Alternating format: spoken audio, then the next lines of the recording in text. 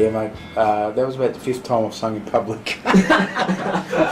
Well, 5th time I've sung, for a very, very long time. Okay. Yeah.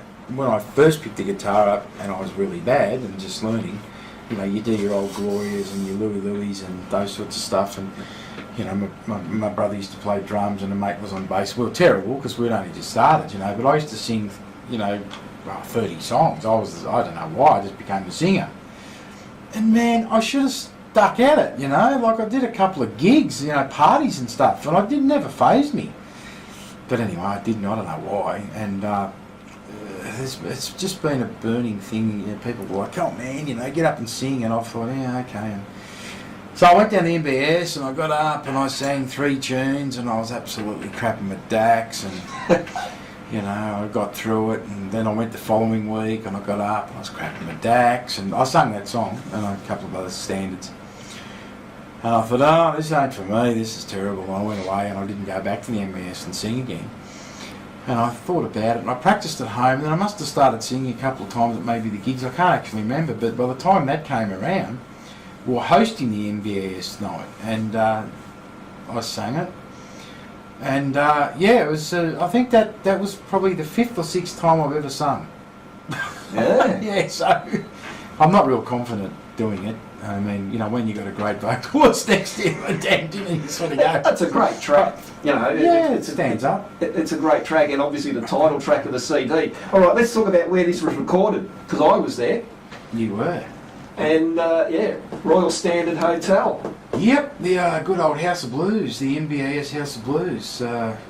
Great little venue, when I was talking to Robbie Dillon, and I think it was John Smith one night, they've got all the new stage and they've got the PA in there and all sorts of things, and I don't know, I must have been, because when I go down to the MBS, I generally stay when everybody's gone, and they lock the doors, and me and John Smith and Rob Dillon and a few of us stay back and have a few beers, and I must have been talking about it, I must have said to Rob Dillon when I've been thinking about it, doing a live CD, and he goes, well, you could do it here, why don't you just do it here? And I went, you serious?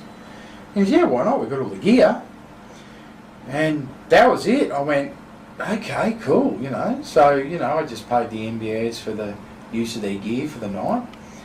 And that's how it happened. I reckon it was a really good choice. And it wasn't long after the band, but so this happened very quickly, didn't it? So the band virtually debuted themselves how long before this?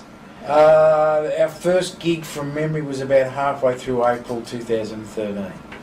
So 6 or 7 months later, we were on the stage doing the live recording. Yeah. And now we've got the debut out. Yeah. And Rob's done a wonderful job mixing it, hasn't he? Really good. For a live recording, because I was there on the night and there was lots of noises that they're just not on that CD. No, but he's managed to really capture the vibe, I think, of the energy. Absolutely. And, sometimes it's not the best thing to get the guy that's mixing to do the mastering, but I just had complete faith in him. I mean, he's in the scene, he's got great ears, he's got a great reputation.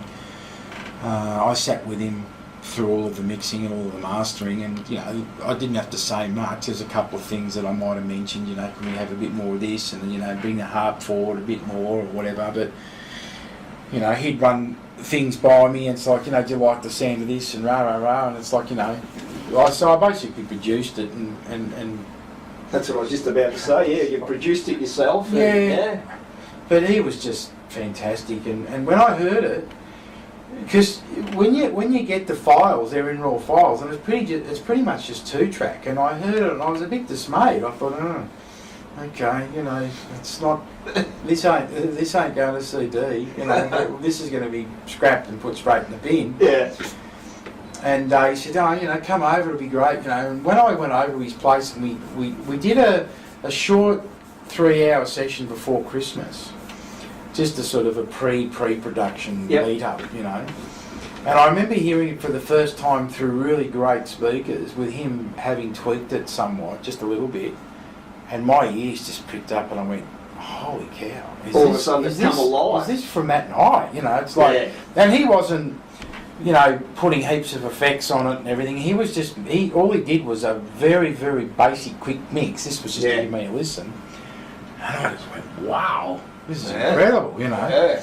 So, you know, when we started, you know, mixing it, oh man, I just went home that night. We did a 13-hour day. We mixed that in a day. The whole thing was done in one day. I mean, by the end of the day, our heads were just swimming. You know, and I went back the next day and mastered it. So it was a big effort, and, you know, big, you know, tip of the hat to Rob for doing that. It really put him under the pump, you know. But that's the way I like to work. It's like I don't like sitting on things. I like to get it done. It's like when I said to the guys, let's do a CD, I went, here's the date, let's do it. Lock it in. Bang. Yeah. And you know, it was done on the 22nd, I think, or 23rd, 22nd of November. The pre-production was, you know, like, I don't know, the 20th of December or something, and I think I mixed and mastered it on about the 6th of December. That's how quick it was. Yeah. Oh yeah, no, you got it out there quick. Yeah. Let's hear another one. I'm Your Tail Dragger. What can you tell me about this one? Well, that's an interesting one. Dan and I were talking about the album coming up, the recording, and he said, you know what, we need a song about, you know, about a tail dragger. Because the great Howlin' Wolf's got a song called I'm a Tail Dragger, written by either him or Willie Dixon, I'm not sure which. And it's a great song. And Dan thought, well, you know, we'll have our own signature tail dragger song.